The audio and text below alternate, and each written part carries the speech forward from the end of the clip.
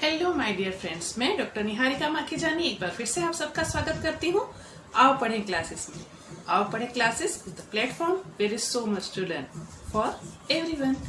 आज हम पढ़ रहे हैं कक्षा 8वीं का पाठ 10। पाठ का शीर्षक है मातृ पितृ भक्तः श्रवण कुमारः।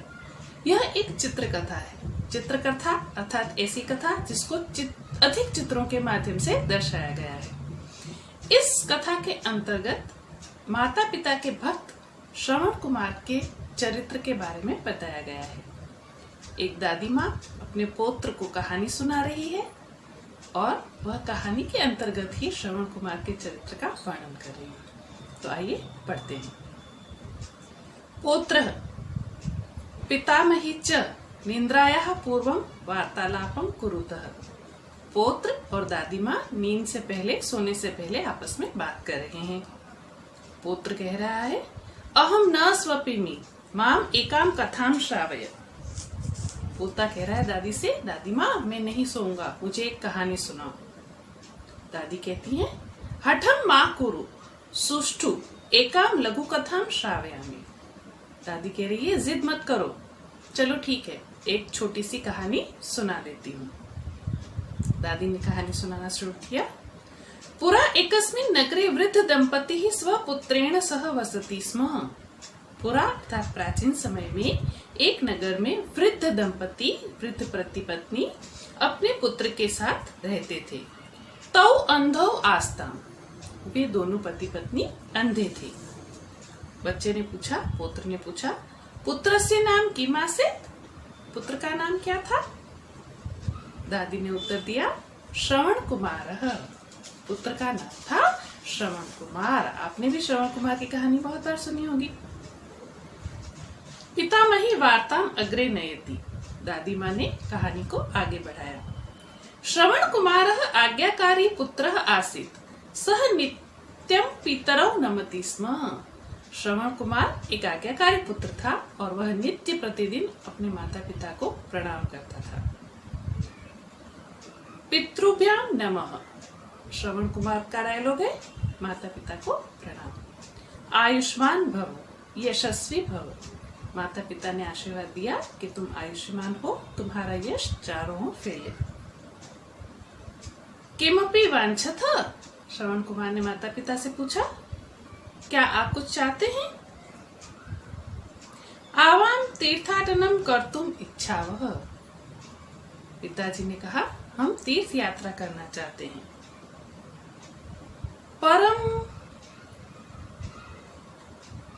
परम किम?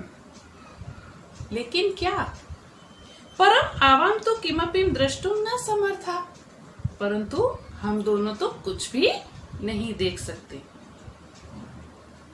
इदं किमर्थम वदसि माते अहम युवाम तीर्थाटनाय नेष्यामि। श्रवण कुमार ने कहा, माँ तुम ऐसा क्यों कह रही हो? मैं तुम्हें तीर्थ यात्रा के लिए ले जाऊंगा। रात्रि अभवत, रात हो गई। मया आश्वासनम तु दत्तम परम अहम कथम तौ नेष्यामि तौ तु अंधो। श्रवण कुमार ने कहा कि मैंने आश्वासन तो दे दिया माता पिता को कि मैं आपको यात्रा पे ले जाऊंगा, लेकिन मैं कैसे ले जाऊंगा? वे दोनों तो बहुत असमर्थ हैं, वे दोनों अंधे हैं, चल नहीं सकते।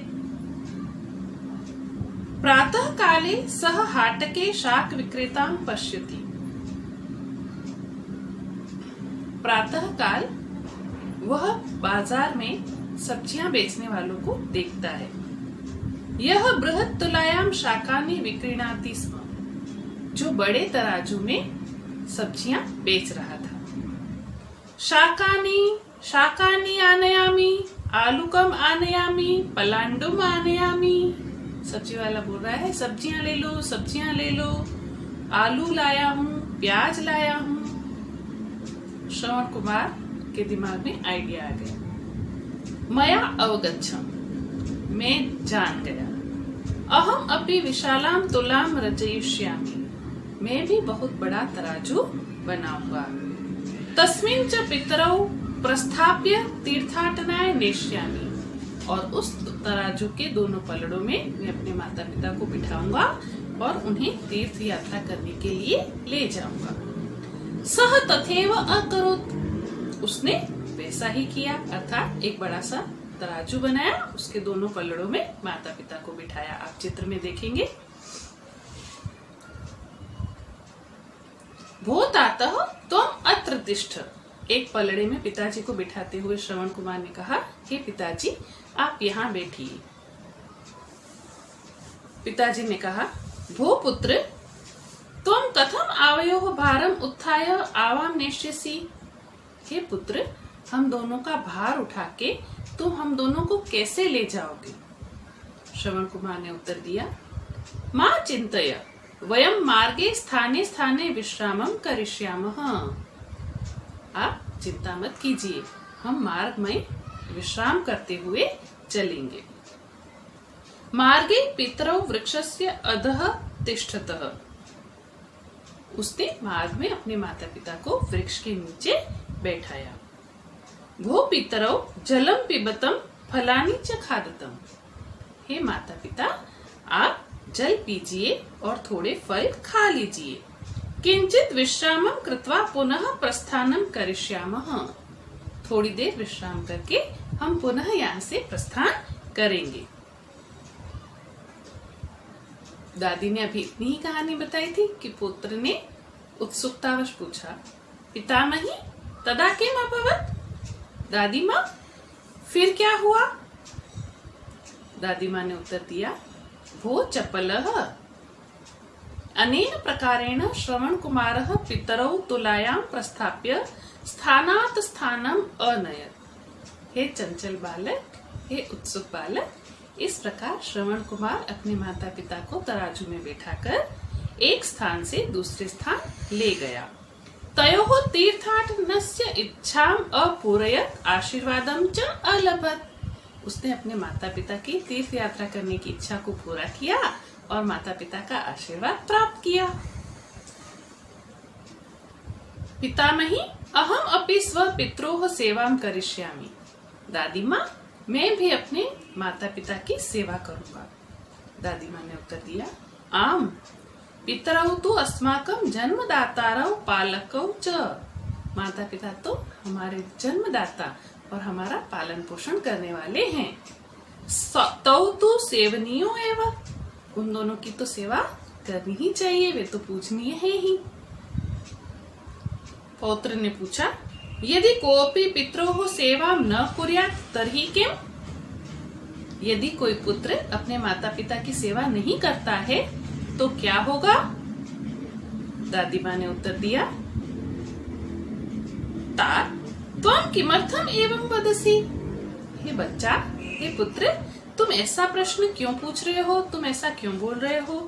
त्वं तो श्रेष्ठ जनकस्य श्रेष्ठ पुत्र असि। तुम तो श्रेष्ठ जनक के श्रेष्ठ पुत्र हो। तुम्हारे पिताजी भी बहुत अच्छे हैं और तुम भी बहुत अच्छे बच्चे हो।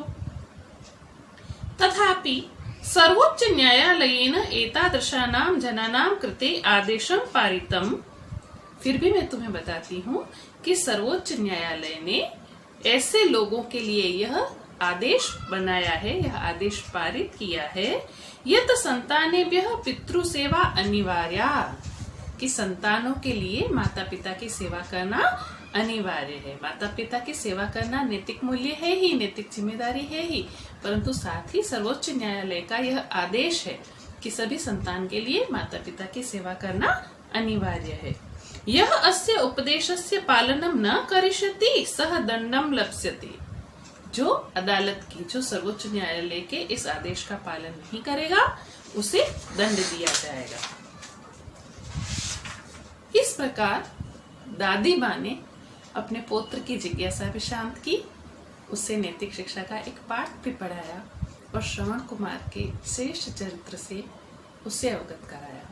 मैं आशा करती हूँ मेरे सभी विद्यार्थी श्रवण कुमार के इस गुण को अपने जीवन में भी ग्रहण करेंगे एवं अपने माता पिता की नित्य सेवा करेंगे, उनका सम्मान करेंगे और पितृ ऋण से मुक्ति प्राप्त करेंगे। बहुत बहुत धन्यवाद। आओ पढ़े से जुड़े रहें। अभ्यास प्रश्नोत्तर और हिंदी अनुवाद के लिए डिस्क्रिप्शन बॉक्स में जाएं और लिंक से आप सहायता प्राप्त कर सकते हैं। बहुत बहुत